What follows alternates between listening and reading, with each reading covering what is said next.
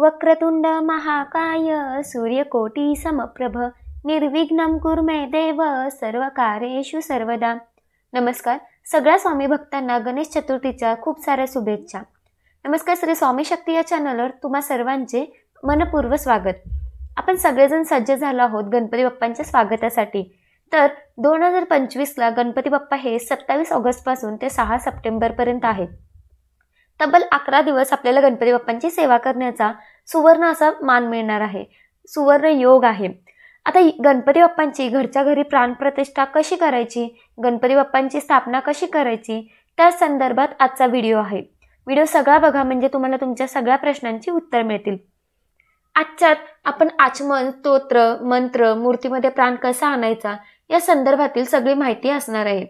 सगळ्यात आधी गणपती बाप्पांना संस्कृत समजतं का, तर असं अजिबात नाही। तुम्हाला जी भाषा येते, अगदी तुम्ही मराठीत सुद्धा करू शकता, तुमची जी मातृभाषा आहे त्याच्यामध्ये सुद्धा करू शकता। शेवटी काय, भाव सगळ्यात महत्त्वाचा आहे। तुम्ही किती शुद्ध भावनेने गणपती बाप्पांची स्थापना करता, तुम्ही किती त्यांची सेवा करता, तेच त्यांना अतिशय प्रिय मानलं जातं। पण फक्त घरात मूर्ती आणायची आणि ती ठेवायची, आरती करायची नाही, ती मूर्तीच असते। जोपर्यंत त्या मूर्तीमध्ये आपण प्राण आणत नाही तोपर्यंत ती एक फक्त मूर्ती असते। म्हणून त्या मूर्तीमध्ये प्राण कसं आणायचं तेही आपण बघणार आहोत। तर चला व्हिडिओला सुरुवात करूया। तर सुरुवातीला आपण वक्रतुंड महाकाय सूर्यकोटी समप्रभ निर्विघ्नं कुरु मे देव सर्व कार्येषु सर्वदा अशी प्रार्थना गणपती बाप्पांना करायचं आहे आणि आपण आजच्या पूजेला मांडणी करायचं आहे। म्हणजेच जेव्हा आपण गणपती बाप्पांची पूजा करणार तेव्हा त्या मांडणीला सुरुवात करायचं आहे। सर्वप्रथम आपण दीप प्रज्वलन करायचे। कुठलीही सेवा करताना अग्निदेवतेच्या साक्षीने करायची असते, म्हणून आपण आधी दिव्याची पूजा करून घ्यायचे। दिव्याची पूजा करताना दिव्याला अशी प्रार्थना करायची की, म्हणजे आपण जी दिव्याची प्रार्थना करतो, दिव्या दिव्या दीपकार कानी कुंडल मोतीहार दिव्याला पाहून नमस्कार अशी प्रार्थना करायची आहे। आणि आपल्याला दीप प्रज्वलन करायचंय। एक फूल दिव्याला आपण तिथे अर्पण करायचंय। तुम्ही जिथे जे समय किंवा निरंजन जे काही लावणार आहे तिथे तुम्हाला फूल अर्पण करायचं, हळदी कुंकू अक्षता तिथे अर्पण करायचे। तर आता दिव्याची पूजा झाली, त्याच्यानंतर आता आपल्या गणपती बाप्पांच्या स्वागतासाठी खूप तयारी केली आहे, खूप डेकोरेशन वगैरे केले आहे। तर जिथे तुम्ही गणपती बाप्पा स्थापन करणार आहात तिथे तुम्हाला पाट किंवा चौरंग ठेवायचा आहे, किंवा तुम्ही काय वेगळी थीम केलं असेल तरी पण ठीक आहे।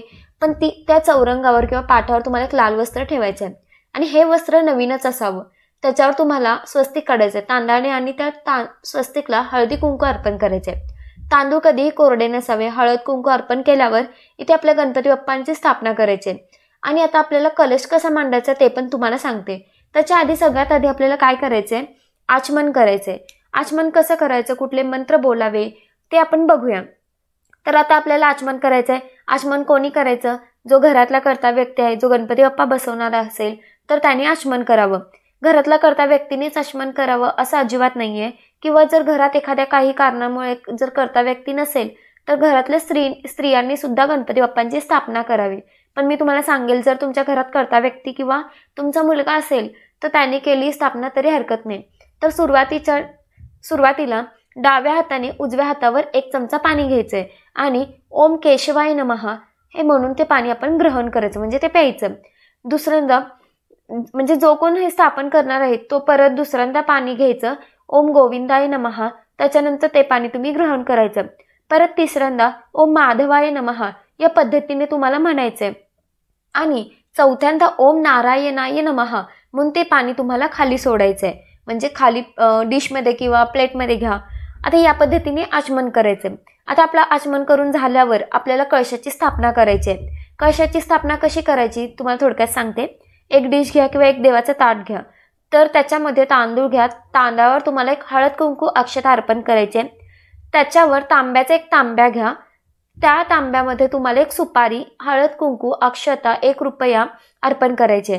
त्याच्यानंतर हे जे आपण जो काही तांब्याचा कलश घेतला आहे तो तांब्याचा असो किंवा स्टीलचा असो किंवा चांदीचा असो, जो तुमच्या घरात उपलब्ध आहे त्याला तिथे स्वस्तिक काढायचे आणि 5ही दिशांनी आपल्याला रेषा काढायचे, कुंकवाच्या रेषा काढायचे आणि रेषा काढताना नेहमी खालून वर काढायचे या पद्धतीनं।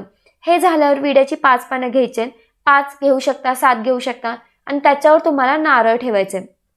नारळ ठेवल्यावर नारळाचा जो शेंडा आहे तो वरती असावा आणि त्याच्यानंतर या संपूर्ण कळशाची आपल्याला स्थापना झाल्यावर आता आपल्याला कळशाची पूजा करायची आहे। तर कळशाची पूजा करताना आपल्याला कळशाला हळद कुंकू अक्षता अर्पण करायचं आहे, एक फूल अर्पण करायचं आहे किंवा गजरा असेल, हार असेल ते तुम्हाला अर्पण करायचे आणि म्हणायचं कलश देवतोभ्यो नमः. ते झाल्यावर परत एकदा हळद कुंकू अक्षता अर्पण करायचंय आणि म्हणायचं कलश देवताय नमः कुंकुम समर्पयामी. अर्थात गणपती बाप्पांची स्थापना करताना परिवारातले सगळे लोक एकत्र असतात. सगळे लोक गणपती बाप्पांची स्थापना करण्यासाठी आपण एकत्रित जमतो. पण काही कारणांनी जर तुमची मुले बाहेरगावी शिकायला असतील तर हरकत नाही. जेव्हा तुम्ही आचमन करता त्याच्यानंतर गणपती बाप्पांना प्रार्थना करायची आहे की हे गणपती बाप्पा आपल्या कुटुंबातील म्हणजे सगळ्या व्यक्तींचे नाव तुम्हाला घ्यायचे आणि म्हणजे मुलगा असू दे, मुलगी असू दे, सून असू दे, तुमचे लेक नात कोण असेल ते सगळ्यांचे नाव घ्यायचे. आम्ही सहकुटुंबार सहपरिवार आधी स्वतःचं नाव घ्यायचं, नंतर तुमची बायको, मुलगा, मुलगी, आई वडील जे घरात असतील जेवढे व्यक्ती असेल त्या सगळ्यांची नाव घ्यायचे आणि प्रार्थना करायचे की आम्ही सहकुटुंब सहपरिवार गणपती बाप्पा तुमची स्थापना करत आहोत. तुम्ही आमच्या घरात यावं, आमच्या घरात सुख समृद्धी, आयुष्य, आरोग्य, भरभराटी नांदावी हीच आपल्याला गणपती बाप्पांच्या चरणी प्रार्थना करायची. आणि त्याच्यानंतर मग आपण कळशाची पूजा करायचे.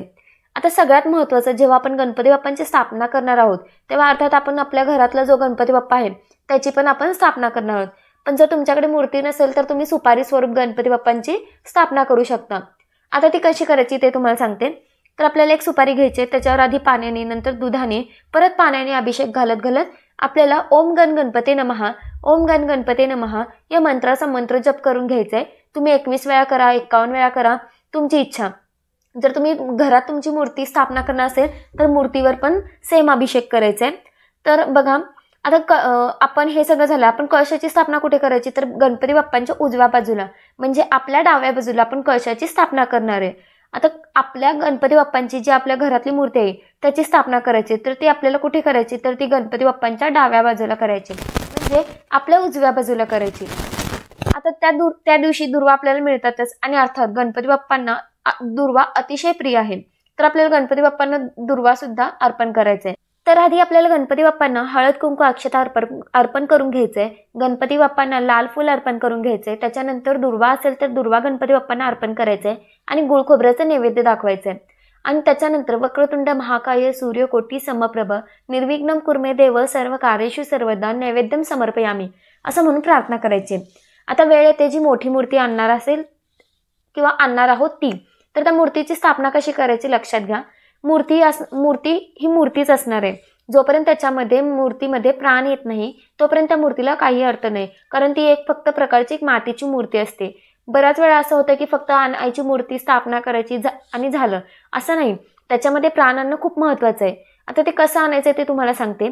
जेव्हा आपण गणपती बाप्पांची मूर्ती आणतो तेव्हा आपल्याला ती चौरंगावर ती गणपती बाप्पांची मूर्ती ठेवायची आहे. जी आपण मातीची आणणार आहोत किंवा मी तर सांगा शाडूच्या मातीची मूर्ती आणा किंवा प्लास्टर ऑफ पॅरिस तुमच्याकडे जे आणले असेल, पण पर्यावरणासाठी शाडू मातेची मूर्ती अतिशय महत्त्वाची असते. तर बघा गणपती बाप्पांच्या मूर्तीवर आपण मूर्तीवर अभिषेक करू शकत नाही.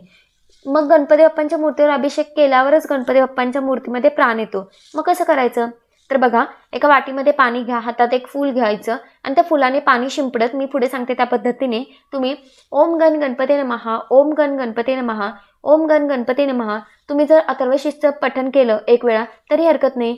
ज्यांना अथर्वशीष म्हणायला अवघड जातं त्यांनी या पद्धतीने ओम गण गणपती नमः, ओम गण गणपती नमः असे म्हणत आपल्याला त्यांच्यावर अभिषेक करायचे. त्यानंतर आपल्याला बाप्पांच्या चरणाजवळ ते फूल अर्पण करायचे. आता हे आपल्याला अभिषेक करून झालं, अजूनही मूर्तीमध्ये प्राण आलेला नाहीये.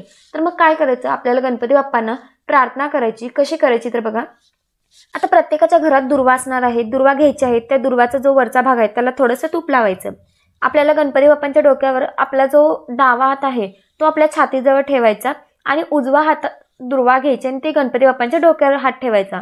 गणपती बाप्पांच्या डोक्यावर दुर्वा ठेवायचा आणि म्हणायचं हे गणपती बाप्पा तुमच्यात प्राण येऊ द्या. एकदा म्हणायचं. नंतर गणपती बाप्पांचा उजवा हात आहे तिथे पण आपला दुर्वांचा स्पर्श करायचा आणि म्हणायचं हे गणपती बाप्पा तुमच्यामध्ये प्राण येऊ द्या. नंतर गणपती बाप्पांच्या डाव्या हाताला स्पर्श करा दुर्वाने आणि हे म्हणायचं हे गणपती बाप्पा तुमच्यामध्ये प्राण येऊ द्या. नंतर गणपती बाप्पांच्या उजव्या पायाला स्पर्श करायचं दुर्वांनी. त्यांना विनंती करायची की हे गणपती बाप्पा तुमच्यामध्ये प्राण येऊ द्या. परत गणपती बाप्पांच्या डाव्या पायाला स्पर्श करायचं दुर्वा घेऊनच आणि म्हणायचं हे गणपती बाप्पा तुमच्यामध्ये प्राण येऊ द्या असं म्हणून ही दुर्वा तुम्हाला गणपती बाप्पांच्या चरणाजवळ अर्पण करायचे। या पद्धतीने समजलं असेल। आता या आपल्या मूर्तीमध्ये प्राण आलेला आहे। आता याच्यामध्ये येतं ते महत्त्वाचं की आपण गणपती बाप्पांना जानवजोडं अर्पण करतो। आपल्याला माहिती आहे की गणपती बाप्पांना जानवजोडं, कापसाचं वस्त्र या सगळ्या गोष्टी आपल्याला अर्पण करायचे आहेत। तुम्हाला सुद्धा गणपती बाप्पांना फुलांचा हार, जानवजोडं या सगळ्या वस्तू आपल्याला गणपती बाप्पांना अर्पण करायचं आहे। डेकोरेशन मखर ते तुम्ही काय करणार ते तुम्ही आदल्या दिवशीच ऑब्व्हियसली करतात। जानवजोडं सुद्धा तुम्ही ते गणपती बाप्पांना अर्पण करावं। मनोमन ओम गण गणपती नमः, ओम गण गणपती नमः आपल्याला गणपती बाप्पांची प्राणप्रतिष्ठा करायची आहे। आता गणपती बाप्पांची प्राणप्रतिष्ठा ही करून झाली तर आता येतं ते आपल्याला 5 विड्याची पाने म्हणजे तिथे ठेवायचं आहे। बऱ्याच घरात असं होतं की कोणी 1 विड्याचं पान ठेवतं तर कोणी 2 ठेवतं। तुमच्या घरात जी पद्धत असेल ती तुम्ही करू शकता। तर बघा तिथे आपल्याला 5 विड्याची पानं ठेवायचे। ही किती विड्याची पानं ठेवावी तर ही तुमच्या घरात जी पद्धत असेल ते त्या पद्धतीने तुम्ही करू शकता। आता 2 विड्याची पानं मिळून एक अशी आपल्याला 5 विड्याची पानं लागणार आहे। तर बघा 2 विड्याची पानजोडं घ्यायचे, त्याच्यामध्ये 1 रुपया, सुपारी, हळकून, खारीक आणि बदाम या पद्धतीने 5ही ठिकाणी ठेवायचे आणि आता प्रत्येकाला हळदी कुंकू अक्षर आपल्याला अर्पण करायचे। ओम गण गणपती नमः, ओम गण गणपती नमः असं म्हणत आपल्याला अखंड गणपती बाप्पांचं नामस्मरण करायचे। या दिवशी 5 प्रकारचे फळं सुद्धा गणपती बाप्पांना अर्पण करायचे। आता हे सगळं झाल्यावर गणपती बाप्पांची आरती करायची आणि घरात जो काही वरण भात जे काही नैवेद्य केला असेल ते तुम्ही अर्पण करायचे। गणपती बाप्पांना मोदक अतिशय प्रिय आहे। पहिल्या दिवशी आणि शेवटच्या दिवशी बऱ्याच ठिकाणी गणपती बाप्पांना मोदकाचा नियमित नैवेद्य दाखवायची प्रथा असते। तुमच्याकडे जी प्रथा आहे त्या पद्धतीने तुम्हाला करायचं आहे। याच्यानंतर म्हणजे गणपती बाप्पांची स्थापना झाल्यावर आरती करणं आणि त्यांची प्रार्थना करणं, त्यांचा जागर करणं हे सगळं आपल्याला करायचं आहे। आता हे सगळं झाल्यावर पत्री सुद्धा तेवढीच महत्त्वाची असते। तर पत्री आपल्याला गणपती बाप्पांच्या चरणावर अर्पण करून त्यांच्या पाठीमागे ठेवायचे। पत्रीमध्ये 5 प्रकारच्या झाडांची पानं आणि त्याच्यामध्ये दुर्वा असणं खूप महत्त्वाचं आहे। तुम्हाला गणेश चतुर्थीच्या दिवशी पत्री बाजारात कुठेही मिळून जाईल। तर याच्यानंतर आपण गणपती बाप्पांची आरती करायची आहे। आरती करतानाही सहकुटुंब, सहपरिवार सगळ्यांनी एकत्र येऊन बाप्पांची आरती करावी। नंतर आपल्याला जो नैवेद्य आहे, कोणी खीर करतं, कोणी मोदक करतं, तर तुमच्याकडे जी पद्धत असेल त्या पद्धतीने तुम्हाला बाप्पांना नैवेद्य अर्पण करायचे। तर आपल्याला याच पद्धतीने गणपती बाप्पांची यथाशक्ती असं स्वागत करायचं आहे। आपल्या घरातल्या वस्तूंनीच काही खर्च न करता घरातल्या घरात तुम्ही गणपती बाप्पांची या पद्धतीने स्थापना करू शकता। तर बघितलं अतिशय साध्या पद्धतीने आपण गणपती बाप्पांची घरातल्या घरात स्थापना करायची। तुम्हाला जर गुरुजी मिळाले, उपलब्ध झाले तर अतिशय उत्तम, त्यांच्याकडून करून घ्या। जर नाही मिळाले तर तुम्ही या पद्धतीने सुद्धा स्थापना करू शकता। शेवटी भाव महत्त्वाचा आहे। या गणेश चतुर्थीच्या कालावधीमध्ये गणपती बाप्पा तुमच्या माझ्या सगळ्यांचे दुःख, संकट, विघ्न, त्रास दूर करून प्रत्येकाच्या घरातलं गणपती बाप्पा जेव्हा जातील तर सगळ्यांचे विघ्न दूर करून घेऊन जाऊ आणि सगळ्यांच्या घरात येताना आनंद घेऊन येऊ हीच बाप्पांच्या चरणी प्रार्थना करते आणि आजचा व्हिडिओ मी इथंच थांबवते। जर व्हिडिओ आवडला असेल तर व्हिडिओला लाईक करा, चॅनलवर नवीन असाल तर चॅनलला सबस्क्राईब करा। तोपर्यंत श्री स्वामी समर्थ।